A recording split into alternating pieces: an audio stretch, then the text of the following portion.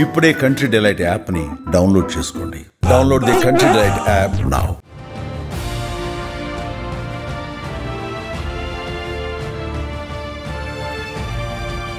ఒకప్పుడు ఆ ఎరుపు రంగు బోర్డు కనిపిస్తే చేతిలో సూట్ కేసు ఉన్న ప్రయాణికుడు కనిపించేవాడు. కానీ ఇప్పుడు అదే బోర్డు కింద లోకల్ కుర్రాడు కనిపిస్తున్నాడు. ఒకప్పుడు అది బాటసారులకు షెల్టర్, ఇప్పుడు అది యువతకు అడ్డ. ట్రావెలర్స్ కోసం తెరిచిన తలుపులు లవర్స్ కోసం ఎలా మారాయి? అసలు ఓయో ఎందుకు పుట్టింది? ఇప్పుడు జనం ఎలా వస్తున్నారు? ఇది ఇవాల్టి ఎక్స్క్లూజివ్ స్టోరీ.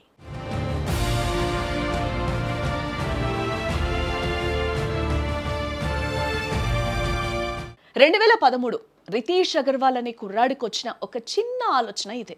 మన దేశంలో ఒక సామాన్యుడు వేరే ఊరెళ్తే తక్కువ రేటుకి శుభ్రమైన గది దొరకదు. లాడ్జిలు గలీజ్గా ఉంటాయి, స్టార్ హోటల్స్ ఏమో అందనంత రేట్లో ఉంటాయి. ఈ గ్యాప్ నింపడానికే ఓయో పుట్టింది.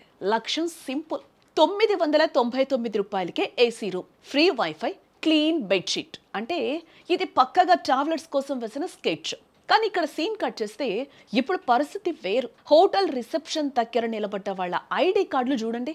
వాళ్ళు వేరే ఊరి వాళ్ళు కాదు, పక్క వీధిలో ఉండే కుర్రాడు, పక్క కాలనీలో ఉండే అమ్మాయి. వచ్చేది బస్సుల్లో కాదు, బైక్ల మీద. తెచ్చేది లగేజ్ కాదు, బిర్యానీ ప్యాకెట్లు. సిటీలో పార్కుకి వెళ్తే జడ్జిమెంటల్ లుక్స్, కేఫ్కి వెళ్తే ప్రైవసీ ఉండదు, ఇంటికెళ్తే పెద్దవాళ్ళ నిఘా.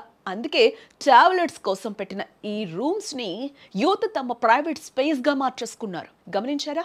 ఓయో యాప్లో ఇప్పుడు అందరూ వెతికేది లో ప్రైస్ కోసం కాదు, కపుల్ ఫ్రెండ్లీ అనే ట్యాగ్ కోసం. ఒకప్పుడు రూమ్ బుక్ చేయాలంటే భయం, ఇప్పుడు అదొక ట్రెండ్. ఫ్రెండ్స్ బర్త్డే పార్టీలకా ఓయో, లవర్తో గొడవపడి ఏడవడానికా ఓయో, సినిమా చూస్తూ చిల్ అవ్వడానికా ఓయో. ఇది సంగతి. వ్యాపారం ఎప్పుడూ ఒకేలా ఉండదు. జనం అవసరాన్ని బట్టి అది ఆకారం కూడా మార్చుకుంటూ ఉంటుంది. నిజమే, ఓయో ఓపెన్ అయింది ప్రయాణ బడలిక తీర్చటానికి. బట్ ఇప్పుడు అది నడుస్తోంది యువత మనసు బరువు దించుకోవడానికి. అక్కడ గడిపేది 3 గంటలే కావచ్చు, కానీ ఆ 4 గోడల మధ్య వాళ్ళు కొనుక్కుంటున్నది మాత్రం స్వేచ్ఛ.